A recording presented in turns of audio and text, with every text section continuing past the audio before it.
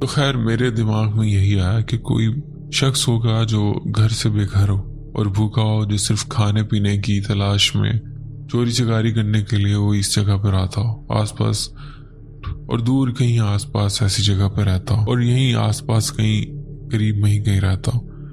وہ شخص عجیب اور پراسرار تھا، لیکن میں نے اسے اگنور ہی کیا۔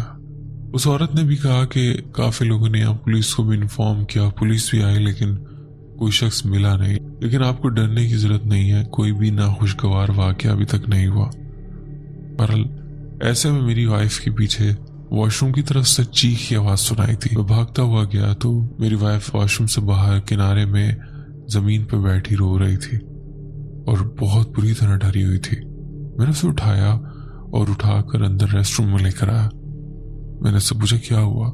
کہنے لگی کہ مجھے واش روم میں تھی تو واش روم کی جو ونڈو تھی کوئی مجھے وہاں سے دیکھ رہا تھا، اور اس نے بلیک کلر کا ڈریس پہن رکھا تھا، بلیک کلر کی ہوڈی تھی، انسان کی مشابہت رکھتا تھا، لیکن وہ انسان نہیں تھا، کچھ اور ہی تھا جو مجھے واش روم میں اوپر ونڈو سے دیکھ رہا تھا۔ یہ اسے دیکھ کر ڈر گئی۔ اس کے بعد میں اسے ٹرک میں لے کر گیا، اس کے حواس کچھ بہتر ہوئے تو پھر میں نے وہاں سے نکلنے کا فیصلہ کیا۔ میں 2-3 گھنٹے سو چکا تھا۔ میں نے کہا کہ میں بس اس جگہ سے نکلتا ہوں اور قریبی کسی ریسٹ ہاؤس پہ جا کے جو کہ بہتر ہو وہاں پہ باقی کا ریسٹ مکمل کروں گا۔ نہ جانے وہ شخص کون تھا، وہ انسان تھا یا کچھ اور، جو کافی لوگوں کو وہاں دکھائی دے چکا تھا۔ اس کے بعد میں جب بھی اس جگہ سے گزرتا تھا کبھی بھی اس ریسٹ ایریا میں نہیں رکتا تھا، کیونکہ وہ ایکسپیرینس میرا ٹھیک نہیں تھا اس ریسٹ ہاؤس کا۔ یہ میری سٹوری تھی، آپ امید ہے اپنے چینل پر لازمی شیئر کریں گے۔ بہت شکریہ آپ نے اپنی سٹوری ہم سے شیئر کی۔ بڑھتے ہیں ایک اور سٹوری کی طرف۔ دوستو کہانی میں آگے بڑھنے سے پہلے میں کہنا چاہوں گا کہ اگر آپ نے میرا چینل سبسکرائب نہیں کیا ہو تو پہلے آپ چینل سبسکرائب کر لیں، یہی ہماری حوصلہ افزائی ہوتی ہے۔ تو بڑھتے ہیں اپنی سٹوری کی طرف۔ میں NH 505 روڈ ہماچل پردیش میں ٹرک چلا رہا تھا۔ تب میں ایک ہائی وے پر تھا، رات کا ٹائم تھا۔ چلتے چلتے مجھے تھکاوٹ محسوس ہونے لگی۔ وہ مین ہائی وے تھا اور پھر میں نے تھوڑی دیر بریک لینے کا سوچا۔ ہائی وے سے ایک رستہ لیفٹ ٹرن کر رہا تھا۔ میں نے اس رستے سے ٹرن لے لیا کہ قریبی کوئی آبادی ہوگی یا کوئی ایسی جگہ جہاں پر ٹرک روک کر کچھ آرام کر سکوں۔ اس سناٹے میں اس سنسان ہائی وے پہ رات کو رک کر آرام کرنا بہتر نہیں تھا۔ میں نے ٹرک اس ہائی وے سے نارمل روڈ پہ ٹرن لے لیا۔ وہ ایک ایسا رستہ تھا جس کے دونوں طرف کھیت تھے، درخت تھے اور وہ رستہ چلے ہی جا رہا تھا۔ بالآخر مجھے دور دور تک کوئی آبادی دکھائی نہیں دی۔ میں نے وہیں بریک لگا لی۔ میں ٹرک سے نیچے اترا اور میں نے سگریٹ جلا لی۔ میں سگریٹ جلا کر سگریٹ کے کش لے رہا تھا اور آس پاس کا ماحول آبزرو کر رہا تھا۔ تان یقین کرے اتنا سناٹا کہ میں کیا بتاؤں، اور اتنا اندھیرا کہ میرے ٹرک کی لائٹ میں ہی جو ایریا روشن تھا وہی تھا، اس کے علاوہ دور دور تک کچھ بھی دکھائی نہیں دے رہا تھا۔ میں اپنی سگریٹ انجوائے کر رہا تھا کہ مجھے تھوڑی دیر بعد ہلکی سی سرسراہٹ سی محسوس ہوئی اور ایک ہلکی سی کھلکھلانے کی آواز، جیسے کوئی بچی ہے اور اس کی آواز تھی۔ میں نے اپنے آپ کو پرسکون کیا اور اس آواز کو غور سے سننے کے لیے دوبارہ سے کان کھڑے کر لیا۔ اب تھوڑی دیر بعد مجھے آواز آتی۔ اب یہ جو آواز مجھے آئی تھی وہ بہت قریب سے تھی، لیکن مجھے کوئی دکھائی نہیں دیا۔ میں نے چاروں طرف دیکھا لیکن کوئی نہیں تھا۔ وہ ہنسی کی آواز تھی، چھوٹی بچی کی۔ اس سے پہلے کہ میں اسے پوری طرح سے سمجھ پاتا، ایک میٹھی سی اور پیاری سی آواز میں کسی نے کہا، ہیلو انکل۔ میں ٹھٹک کر رہ گیا، میرے دل کی دھڑکن تیز ہو گئی۔ میں ڈر گیا کہ اتنی رات میں اس سناٹے میں اس جگہ پر جہاں دور تک کوئی انسان دکھائی نہیں دے رہا، پھر یہاں پر بچی کیسے؟ آس پاس دیکھا کہ یہ آواز کہاں سے آ رہی ہے، بچی کہاں ہے، لیکن کوئی نظر نہیں آیا۔ خالی کھیت اور درخت اتنی دور تک کہ کوئی ان کے پیچھے چھپ نہ سکے۔ میں تھوڑا پریشان ہوا لیکن پینک نہ ہونے کی کوشش کی۔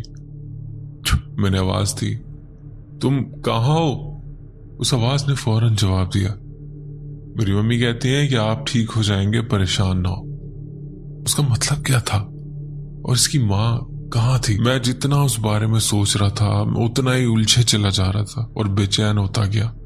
میں نے اس کے کچھ اور کہنے کا انتظار کیا لیکن مجھے صرف خاموشی ملی اور وہی سناٹا اور پراسراریت اس جگہ پر۔ کوئی اس لڑکی کا نام و نشان نہیں تھا جس نے ابھی مجھ سے بات کی تھی۔ مجھے ایک عجیب سا احساس ہوا جیسے کوئی میرے بالکل ساتھ کھڑا ہو۔ یہ خوفناک تھا لیکن پریشان کن تھا۔ ایسا تھا جیسے کوئی غیر مری مخلوق میرے ساتھ تھی، اتنا قریب کہ اسے محسوس کر سکتا تھا۔ میری گردن کے پچھلے حصے پہ جیسے کسی نے سانس لی اور اس کی ہوا میں نے محسوس کی ہو۔ میرے رونگٹے کھڑے ہو گئے اور میرا دل تیز تیز دھڑکنے لگا۔ میں نے دوبارہ ارد گرد دیکھا، ابھی بھی کوئی نظر نہیں آیا، لیکن احساس ویسا ہی تھا۔ ایسے لگ رہا تھا کوئی میرا پیچھا کر رہا ہے، میری نگرانی کر رہا ہے۔ میں نے اس کو اگنور کرنے کی کوشش کی، اپنا سگریٹ ختم کیا، اپنے پاؤں کے نیچے بجھایا، پر میں نے یہی سوچا کہ مجھے یہاں سے نکلنا چاہیے اور مین سڑک پر جانا چاہیے۔ میں اپنے ٹرک میں واپس بیٹھا، انجن سٹارٹ کیا اور دوبارہ شاہراہ پہ نکل گیا۔ اچھا، اب میرا بے چینی کا احساس ختم ہونا، جیسے جیسے میں نے ڈرائیونگ پر دوبارہ توجہ دینا شروع کی اور میں ہائی وے پہ آ گیا، اب وہ مجھے ڈر اور وہ بے چینی میرے اندر سے کم ہونے لگی۔ ایک مصیبت ختم نہیں ہوئی تھی کہ دوسری مصیبت آ گئی۔ میرے ڈیش بورڈ میٹر میں لو فیول کی وارننگ سائن دکھانے لگا۔ مجھے خود پہ بہت غصہ آیا، حالانکہ میں نے اس سے پہلے ٹھان رکھی تھی کہ اب جو سٹاپ آئے گا میں وہاں سے فیول بھروں گا، اور وہ سٹاپ پیچھے نکل چکا تھا، سوئی ریڈ کے نشان پہ تھی، اور مجھے معلوم تھا کہ میں زیادہ دور نہیں جا پاؤں گا بغیر فیول کے۔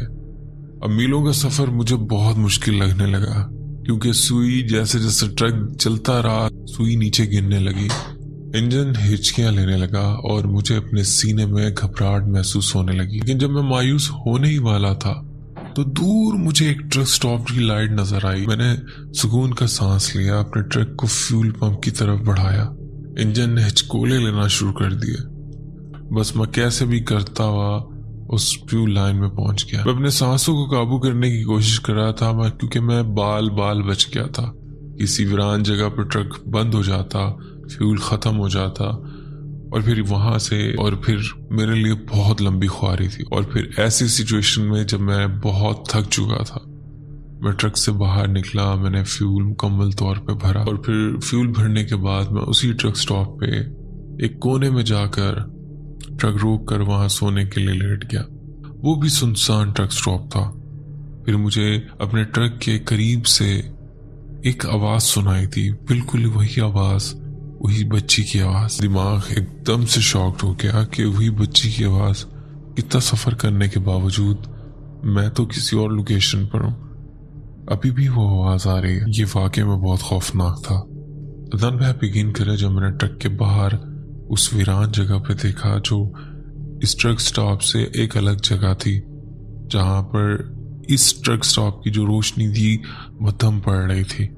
وہاں ایک بچی کھڑی تھی اور ہنسے جا رہی تھی، کیونکہ میں اب لوکیشن چینج کر چکا تھا۔ وہی بچی جس کی آواز مجھے ادھر پیچھے ویرانے میں آ رہی تھی، اب وہ یہاں تک کیسے پہنچ سکتی ہے؟ دماغ نے پوری طرح ہلا کے رکھ دیا، اور وہ ہنس رہی ہے اور اونچی آواز میں کہہ رہی ہے، میری مما کہتی ہیں آپ ٹھیک ہو جائیں گے، پریشان نہ ہو۔ میرے خدا، اس کا کیا مطلب تھا؟ میرے ساتھ کوئی ایسی بات نہیں تھی اور مجھے اس بات کا کوئی مطلب سمجھ نہیں آ رہا تھا۔ میں نے گاڑی کو دوبارہ سلف دیا اور میں نے وہاں سے نکلنے کی اور پھر میں ایک آبادی والی جگہ پر ہی آ کر رکا اور میں نے پراپر اپنی نیند پوری کی۔ تو یہ میرا واقعہ تھا، امید ہے آپ کو پسند آئے گا۔ بہت شکریہ آپ نے اپنی سٹوری ہم سے شیئر کی۔ بڑھتے ہیں ایک اور سٹوری کی طرف۔ میرا نام غلام شبیر مغل ہے، میں آپ کا پرانا سبسکرائبر ہوں اور فین بھی ہوں۔ میرا آبائی علاقہ ضلع چکوال کا گاؤں دھنین کمال ہے۔ میں 32 سال سے اسپائنل انجری کی وجہ سے بیڈ پر ہوں۔ میں پاک آرمی میں تھا۔ 11 جنوری 1993 کو لینڈی کوتل کے مقام پر ایک حادثہ ہوا تھا۔ اس وقت میری عمر 26 سال اور 26 دن تھی۔ آج کل راولپنڈی میں بڑے بھائی مصری خان کے پاس ہوں۔ بھتیجا اور اس کی بیوی بچے میری بہت خدمت کرتے ہیں، کسی قسم کی شکایت کا موقع نہیں دیتے۔ اللہ ان پر سدا اپنا کرم کرے، آمین۔ میں نے اس سے پہلے جتنی بھی کہانیاں آپ کو بھیجی ہیں، آپ نے ایک کے علاوہ سب اپنے فیملی سے شیئر کی ہیں۔ آپ کا بہت بہت شکریہ۔ اللہ پاک آپ کو اور آپ کے والدین کو سلامتی نصیب کرے اور آپ کو کامیابیاں نصیب کرے، آمین۔